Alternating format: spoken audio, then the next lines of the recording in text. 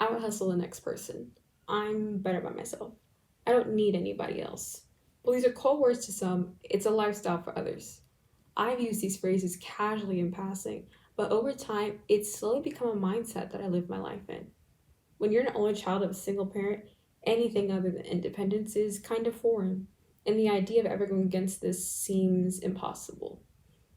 At least it was for me, until I decided that I wanted sports broadcasting to be my career.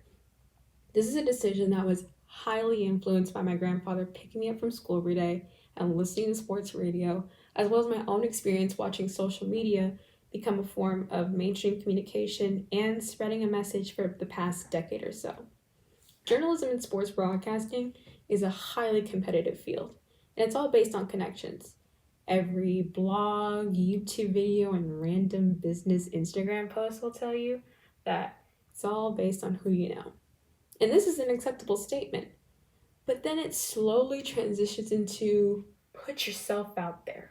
Well, I am very, very, very, almost too confident for some people.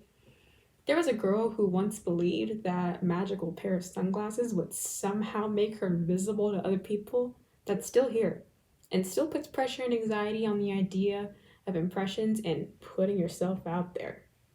However, it wasn't until I took my first steps into my career field that I realized I was going into networking and just getting help from other people all wrong. Before my senior year, I became an intern for HISD in their Strategic Engagement and Outreach program. After getting the question, why would you ever work for your school district? I normally get the question, well, what did you do there? I originally thought those 6 weeks of my life would be copy this, file this, get coffee. But I actually got my first taste into the journalism world. This was through writing articles about construction, trying to make tweets for different Twitter accounts, and going on site to interview different people and get information so we can write their stories. I made connections with the whole office, but especially my advisors, Christy Landry and Mariana Hernandez. The advice, the support, and everything else that they gave me assured me that I was going on the right path and that my hard work meant something, and it showed. When I look back on the experience, I originally thought that it was the work that I was doing that pushed me forward into the career field, but it was actually the connections that I made that made the experience so special. During that time, I was nominated to be a part of the Emerge Ambassadors program. This program would place me under a mentorship with Kim Skates, Texas Christian University alum, former Comcast Spotlight employee, and had ties to broadcasting. When I originally told her about my career goals and passions, and that I want to do some sort of project revolving around journalism and communications, she was encouraging and supportive.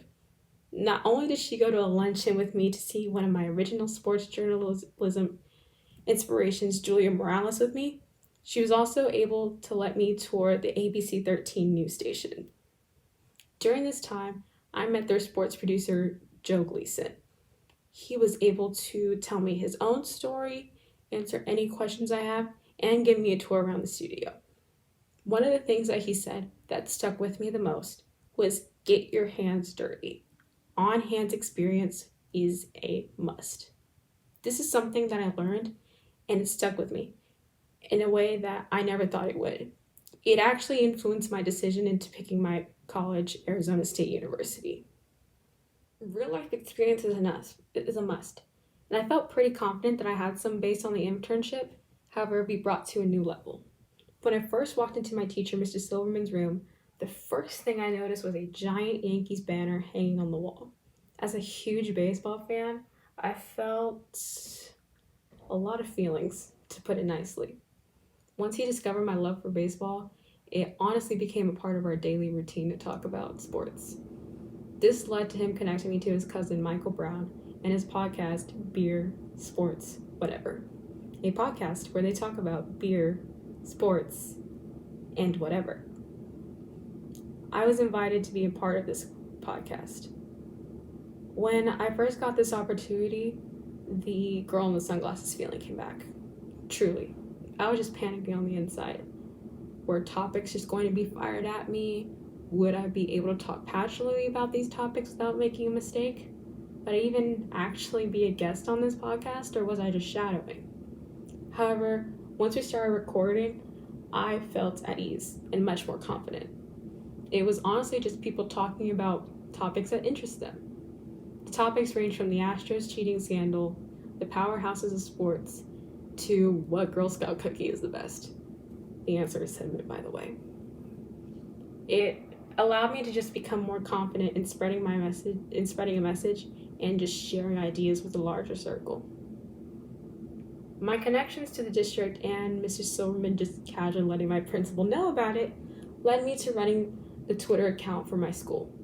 This is something that I felt very confident in just because of my experience that I had. However, something that I noticed was that the tweets that would do well were ones that tagged our U.S. history teacher, Miss Robertson. This is because the following that she brought, based on her hashtag and from her students, just allowed more people to see the content that was being produced. And while I expected it to be an exact reflection of my experience, this added on a new level. And it honestly made sense. You constantly see collaborations between different internet people and influencers and brands. So what? Now I'm supposed to worry about connecting on the internet too? Not really. I don't have to worry at all. The reality of networking doesn't hit you until you use it. It's not always going to be some fancy conference with name tags and nice business cards. It can just be a casual conversation over common interests that lead into something bigger and something more special than you could have ever imagined. Getting help to move forward does not lower the quality of your hustle. And it's something that I learned firsthand. You don't have to do everything by yourself. Thank you.